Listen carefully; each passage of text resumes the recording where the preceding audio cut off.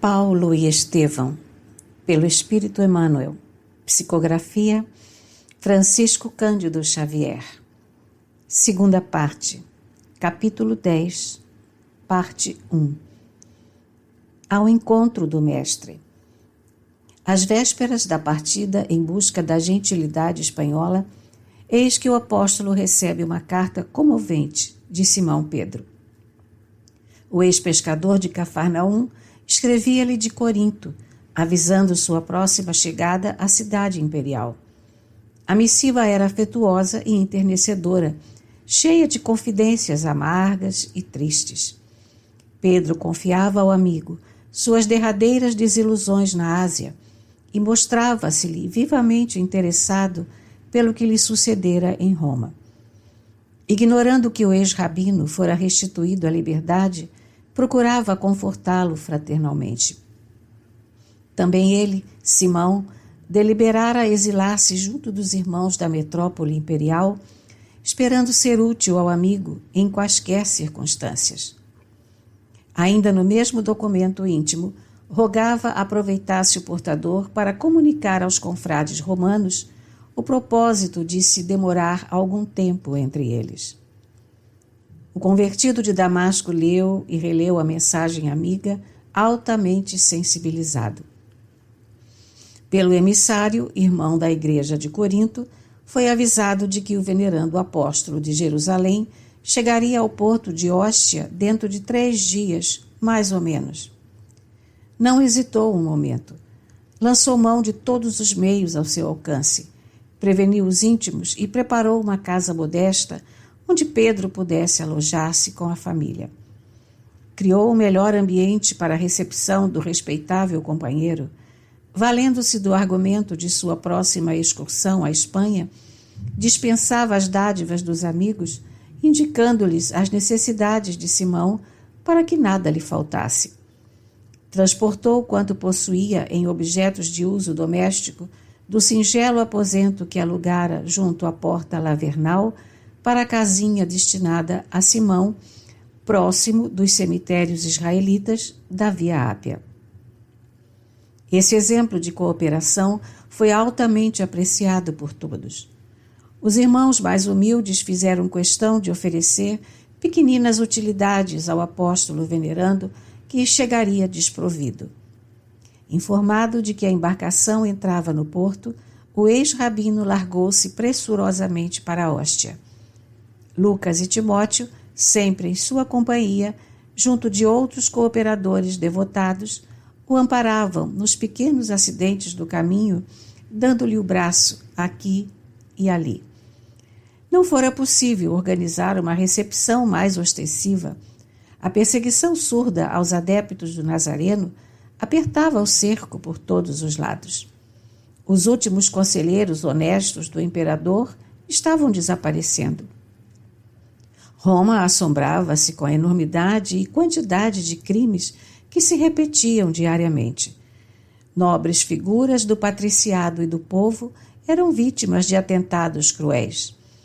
A atmosfera de terror dominava todas as atividades políticas, e no cômputo dessas calamidades, os cristãos eram os mais rudemente castigados em vista da atitude hostil de quantos se acomodavam com os velhos deuses e se regalavam com os prazeres de uma existência dissoluta e fácil. Os seguidores de Jesus eram acusados e responsabilizados por quaisquer dificuldades que sobrevinham. Se caía uma tempestade mais forte, devia-se o fenômeno aos adeptos da nova doutrina.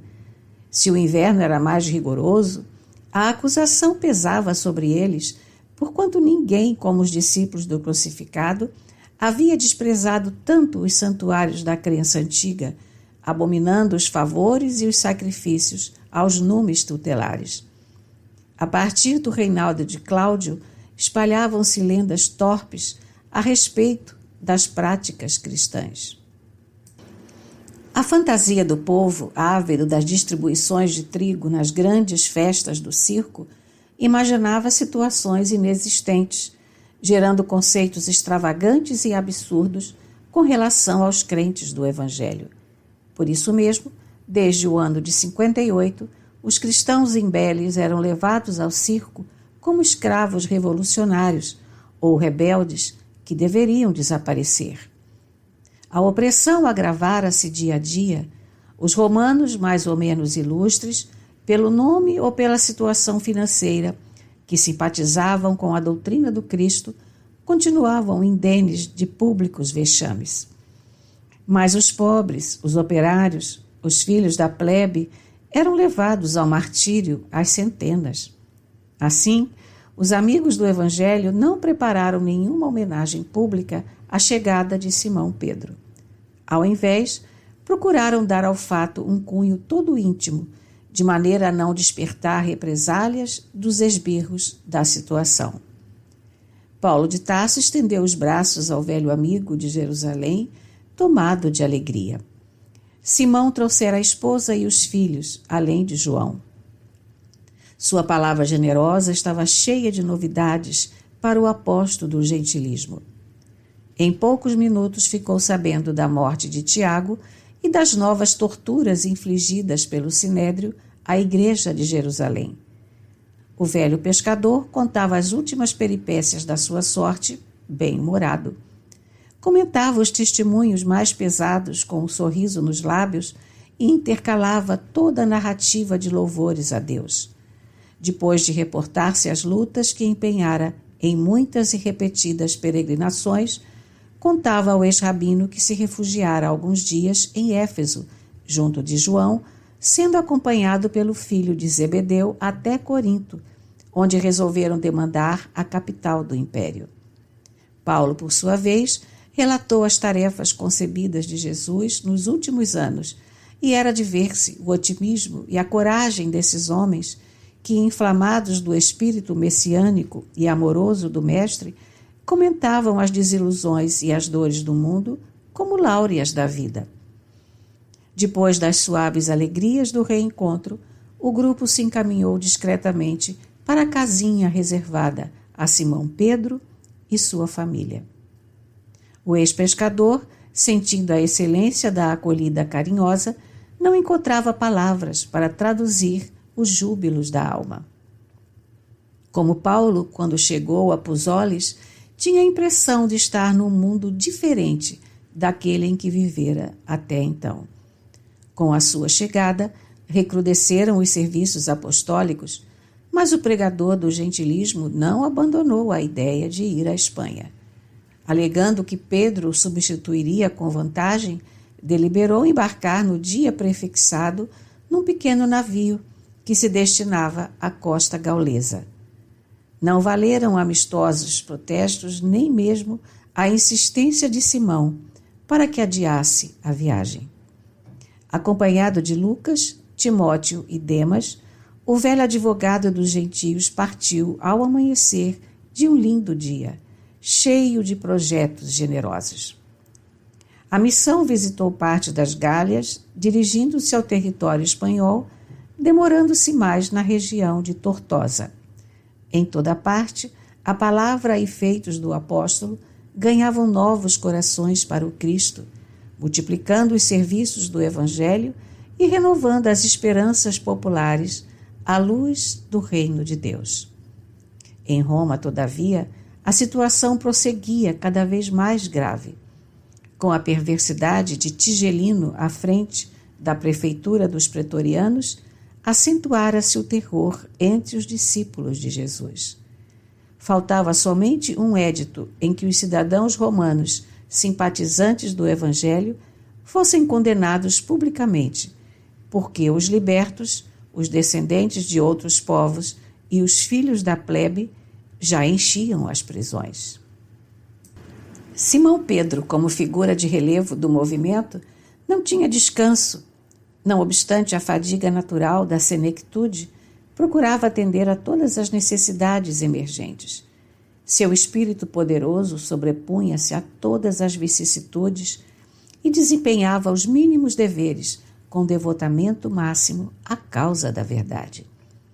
Assistia aos doentes, pregava nas catacumbas, percorria longas distâncias, sempre animoso e satisfeito. Os cristãos do mundo inteiro jamais poderão esquecer aquela falange de abnegados que os precedeu nos primeiros testemunhos da fé. Afrontando situações dolorosas e injustas, regando com sangue e lágrimas a sementeira do Cristo, abraçando-se mutuamente e confortados nas horas mais negras da história do Evangelho, nos espetáculos hediondos do circo, nas preces de aflição que se elevavam dos cemitérios abandonados. Tigelino, grande inimigo dos prosélitos do Nazareno, buscava agravar a situação por todos os meios ao alcance da sua autoridade odiosa e perversa. O filho de Zebedeu preparava-se para regressar à Ásia quando um grupo de esbirros dos perseguidores o colheu em pregação carinhosa e inspirada, na qual se despedia dos confrades de Roma, com exortações de tocante reconhecimento a Jesus. Apesar das atenciosas explicações, João foi preso e esbordoado impiedosamente. E com ele, dezenas de irmãos foram trancafiados nos cárceres imundos do Esquilino. Pedro recebeu a notícia dolorosamente surpreendido.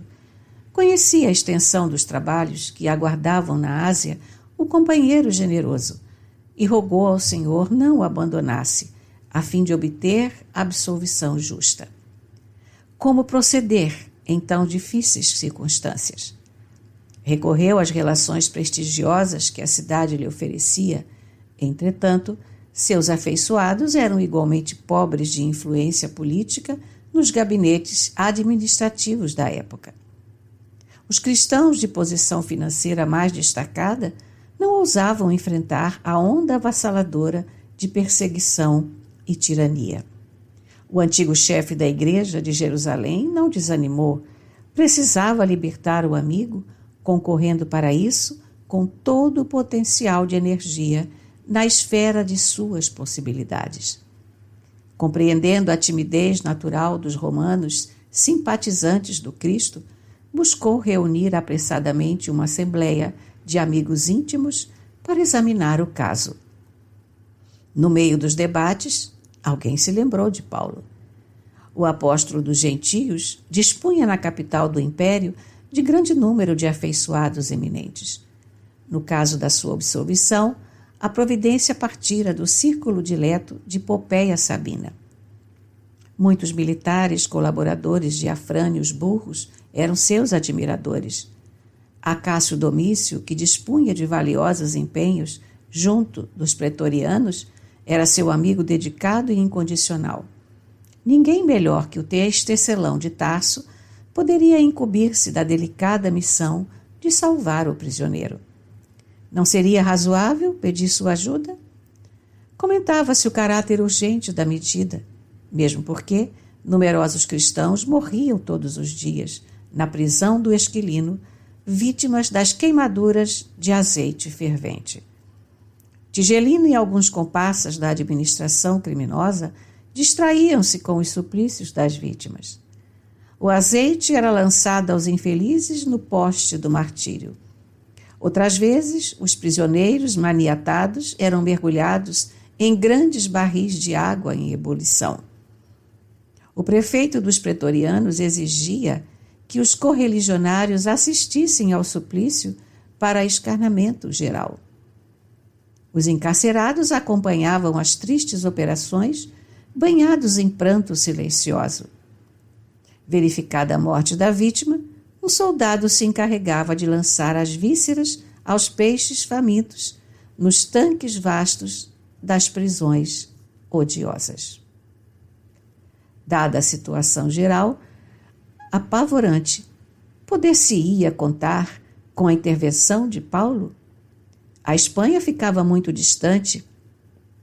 Era possível que a sua vinda não aproveitasse ao caso pessoal de João. Pedro, porém, considerou a oportunidade do recurso e advertiu que seguiriam trabalhando a favor do filho de Zebedeu. Nada impedia, porém, de recorrer desde logo para o prestígio de Paulo, ainda porque a situação piorava de instante a instante. Aquele ano de 64 começara com terríveis perspectivas.